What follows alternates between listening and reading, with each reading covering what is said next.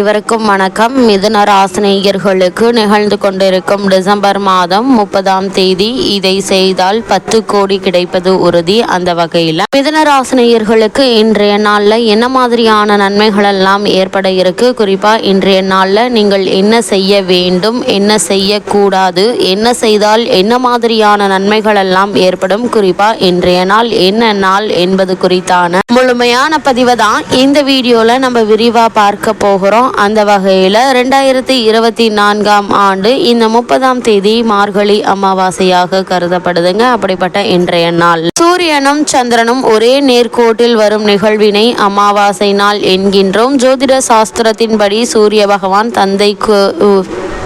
தந்தை உறவுக்குரிய கிரகமாகவும் சந்திரன் தாய் தொடர்பான உறவுக்கு காரணமாக கருதப்படுகிறார். அதனால் இந்த இரு கிரகங்களும் நேருக்கு நேர் சந்திக்கும் நாளில் முன்னோர்களை நினைத்து வழிபடுவதால் பித்ருலோகத்தில் இருக்கும் அவர்களுக்கு நற்கதி கிடைக்கும் என்பது ஐதீகம். அமாவாசை அன்று தர்ப்பணம் கொடுத்து வழிபட முடியாவிட்டாலும் முன்னோர்களை நினைத்து எள்ளும் தண்ணீரும் கண்டிப்பாக இறைக்க வேண்டும். அது மட்டுமில்லாமல் தெய்வங்களை வழிபடுவதற்கு எத்தனையோ விரத நாட்கள் இருந்தாலும் முன்னோர்களை வழிபட்டு அவர்களுடைய ஆசியை பெறுவதற்கு உரிய நாளாக அமாவாசை மட்டுமே கருதப்படுகிறது. மற்ற விரத நாட்களுக்கு எப்படி விதிமுறைகள் உள்ளதோ அதேபோல் அமாவாசை நாளில் சில விஷயங்களை கண்டிப்பாக செய்ய வேண்டும், சில விஷயங்களை கண்டிப்பாக தவிர்க்க வேண்டும் என்ற விதிமுறை உண்டு. மார்கழி அமாவாசை நாளில் என்னென்ன விஷயங்களை செய்யலாம், அவை எவற்றையெல்லாம் தவிர்க்க வேண்டும் என்பதை பற்றி தெரிந்து கொள்வோம். அந்த வகையில் இந்த மார்கழி அமாவாசையை பொறுத்த வரைக்கும் பக்தி செய்வதற்குரிய மிக உயர்வான மாதமாக கருதப்படும் மார்கழி மாதத்தில் வரும் ஒவ்வொரு நாள் ஒவ்வொரு திதியும் சிறப்புக்குரியதாகும். அதிலும் அமாவாசை, பௌர்ணமி போன்ற முக்கிய விரத மற்றும் வழிபாட்டு நாட்களில் மார்கழி மாதத்தில் வரும்போது கூடுதல் சிறப்பு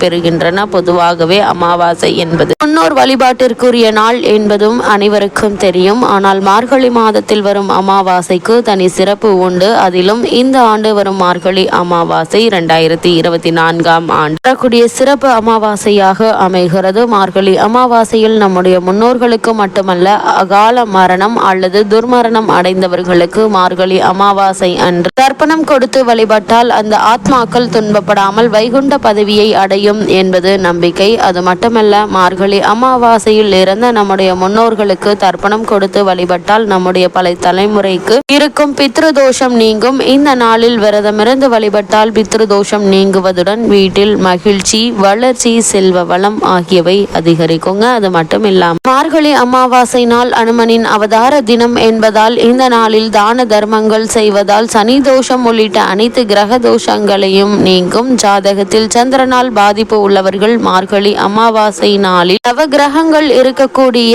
சந்திர பகவானுக்கு விளக்கேற்றி வழிபடலாம் அல்லது சிவபெருமானுக்கே விளக்கேற்றி வழிபட சந்திரனால் ஏற்பட்ட தொல்லைகள் நீங்கும். இப்படி பல சிறப்புகள் மிகுந்த மார்கழி அமாவாசையில் முன்னோர்களை நீங்கள் வழிபடுவதன் மூலமாக எண்ணற்ற நன்மைகள் உங்களுடைய வாழ்வில் ஏற்படும்.